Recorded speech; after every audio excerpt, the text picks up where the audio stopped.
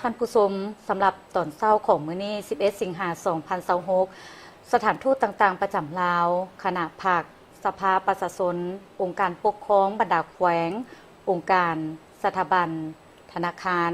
สมาคม บริษัท และภาคส่วนต่างๆ ได้สืบต่อเข้าวางพวงมาลาและเซ็นปึ้มไว้อาลัยต่อการจากไปของสหายไซสมพรพรหมวิหารเริ่มต้นด้วยคณะผู้แทนขั้นสูงจากกัมพูเชียนำโดยสมเด็จมหารัชพีธิกาธิปไตยคูนสุดาลี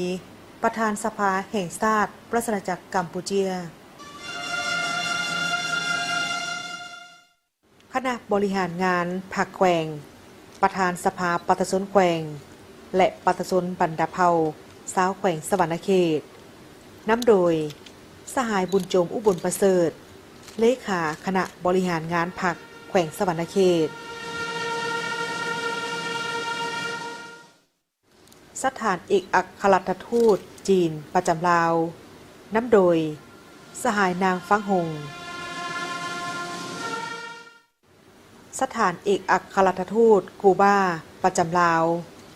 นำโดยสหายแอนนาเอสเตอร์คณะบริหารงานภาคแขวงสภาประชาชนแขวงและประชาชนบรรดาเผ่าชาวแขวงหลวงพระบางนำโดย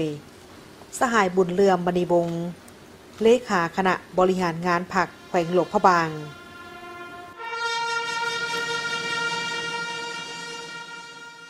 สถานเอกอัครราชทูตอินโดนีเซีย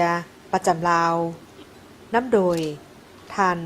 ดาเลนชาเกตอาเฟชัยสถานเอกอัครราชทูตรัสเซียประจำลาวนำโดยสหายเซอร์เกย์ซาเค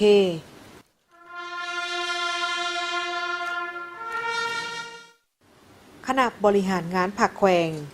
สภาประชาชนแขวงและประชาชนบรรดาเผ่าชาวแขวงหลวงน้ำทานำโดยสหายพลโทค้ำกิ่งผุยลามณีวงศ์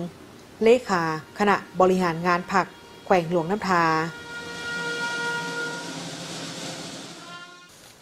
สหภาพยุโรป EU นำโดยท่านมาร์ก กาลาเฮอร์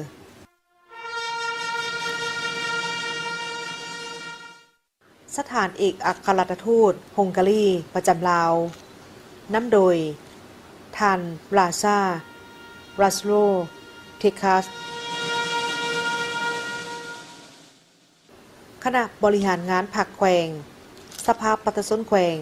และประชาชนบรรดาเผ่าชาวแขวงบ่อแก้วนำโดยสหายพลจัตวาแป้นคำบุตรจันแพงเลขาคณะบริหารงานพรรคแขวง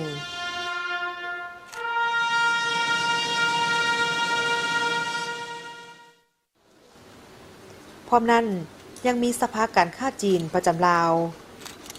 ธนาคาร ICBC สาขานครหลวงเวียงจันทร์สมาคมนักธุรกิจเมียงลาว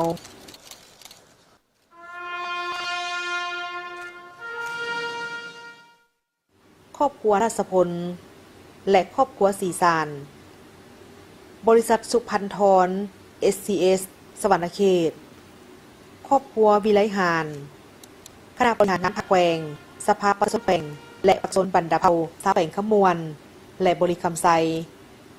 สมาคมมิตรภาพลาวเกาหลีสมาคมมิตรภาพลาวกัมพูเชียบริษัททาโก้จำกัดผู้เดียวและภาคส่วนอื่นจำนวนหนึ่งสปอร์ตภาคเซานี้บรรดาภาคส่วนที่เขาวางพวงมาลาและสิ่งการในครั้งนี้เพื่อแสดงถึงความหักแพงความเคารพและอาลัยอาวรณ์และนึกถึงคุณงามความดีผลงานและการอุทิศเพื่อแหงสติปัญญาของสหายไซสมพรพรหมวิหาร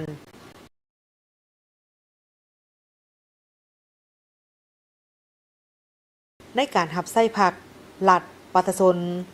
พร้อมทั้งส่งความอาลัยและความเสียใจมายังครอบครัวญาติพี่น้องผักหลัดและปัตชนลาวต่อการสูญเสียบุคคลสำคัญของชาติ เป็นการแสดงความอาลัยจากหลายภาคส่วน ซึ่งสะท้อนให้เห็นถึงน้ำใจ ความผูกพันและความเคารพที่มีต่อสหายไสยสมพรพรหมวิหาร ตลอดฮอดความสัมพันธ์อันดีงามระหว่างบรรดาภาคส่วน ภายใน และเพื่อนมิตรต่างประเทศ ที่ร่วมกันทรงความอาลัยต่อการจากไปของเพิ่นในครั้งนี้ ซึ่งการจากไปของสหายไสยสมพรพรหมวิหาร นับเป็นการสูญเสียอันใหญ่หลวงของพรรครัฐและประชาชนลาว ที่ได้สูญเสียผู้นำผู้หนึ่ง ที่ได้อุทิศตนในการรับใช้ประเทศชาติ